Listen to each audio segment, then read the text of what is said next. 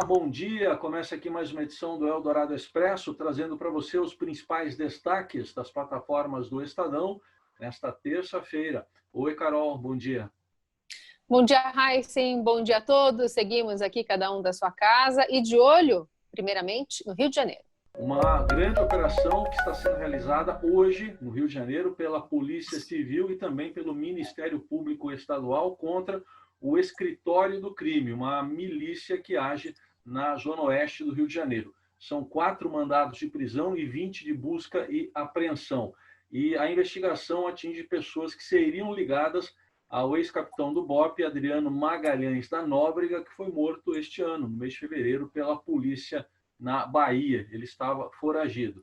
Estão sendo investigadas conexões com vários crimes, entre eles com o assassinato da vereadora Marielle Franco, do PSOL do Rio de Janeiro, e também do motorista dela, Anderson Gomes. Os dois foram mortos em março de 2018. A operação está em andamento e você acompanha os detalhes com a nossa equipe lá no portal do Estadão.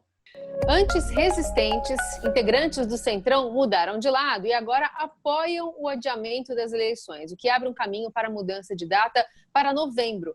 A reviravolta ocorre após a cúpula do Congresso indicar que pode incluir contrapartidas, leis dinheiro para a medida ser aprovada na Câmara. Estão em jogo até 5 bilhões de reais para prefeituras enfrentarem a pandemia da Covid-19 e a retomada dos programas de partidos no rádio e na TV. A coluna do Estadão expõe o que o adiamento dessas eleições pode nos ensinar. Dentre essas lições está a força do Centrão, o preço alto que cobra, caso até o presidente precise acioná-lo para se defender, e a indiferença dos políticos, porque nem mais de 58 mil mortes pela Covid até agora parecem ter conseguido fazer a classe política privilegiar os interesses do país. E atualizamos também os dados sobre a pandemia de coronavírus no Brasil. São 58.406 mortos no balanço que foi divulgado às 8 da manhã, 21 a mais em relação ao balanço de ontem às 8 da noite. E 1.373.006 casos, já são 2.518 casos confirmados a mais em 12 horas. Esse balanço é do consórcio de imprensa, formado por Estadão, o Globo, G1, Extra, Folha e UOL, que colhe os dados diretamente das secretarias estaduais da saúde. E hoje, na Rádio Eldorado, nós entrevistamos o ex-ministro da Saúde, Nelson Taixe, que ficou menos de um mês no cargo, e ele declarou nessa entrevista que o país vive uma situação incerta, que não sabe ainda para onde caminha a pandemia, e ele chegou a citar idas e vindas da reabertura econômica e afirmou que o Brasil está aprendendo com erros e acertos. O ministro evitou críticas diretas ao presidente Jair Bolsonaro, mas admitiu a falta de uma liderança, segundo ele, no Ministério da Saúde para conduzir o combate à pandemia do coronavírus. Essa entrevista você confere na íntegra lá no nosso portal, também no site da Rádio Eldorado.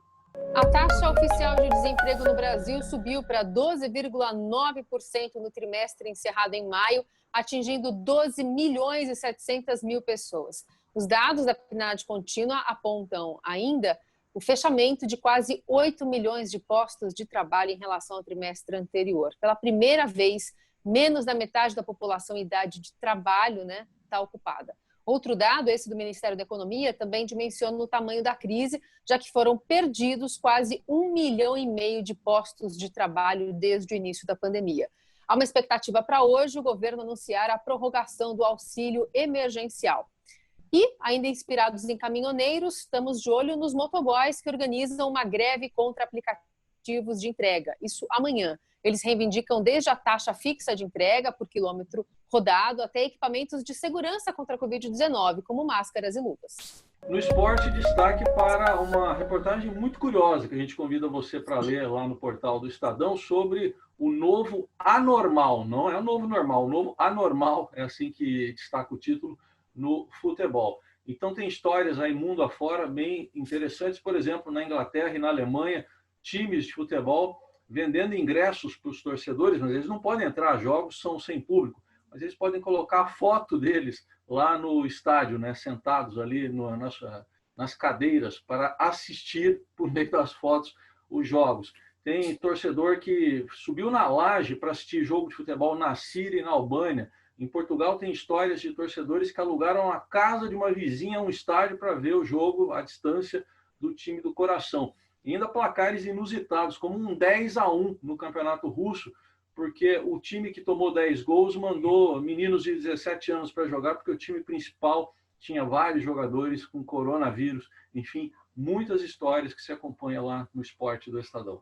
Ainda na área curiosidades, chama atenção para um argentino que, com voos proibidos, navegou pelo Oceano Atlântico para encontrar o pai de 90 anos. Ele estava preso em Portugal por causa do coronavírus e aí decidiu viajar por 85 dias, que era a única maneira de alcançar o destino, né, que era o pai, e utilizou um pequeno barco para isso. Ele deixou todo mundo bastante preocupado, inclusive o pai. Conseguiu chegar depois de passar todo esse tempo comendo atum enlatado, frutas e arroz. Curiosidades. Estas e outras notícias você acompanha nesta terça nas plataformas do Estadão. Um ótimo dia para você. Até amanhã. Até amanhã.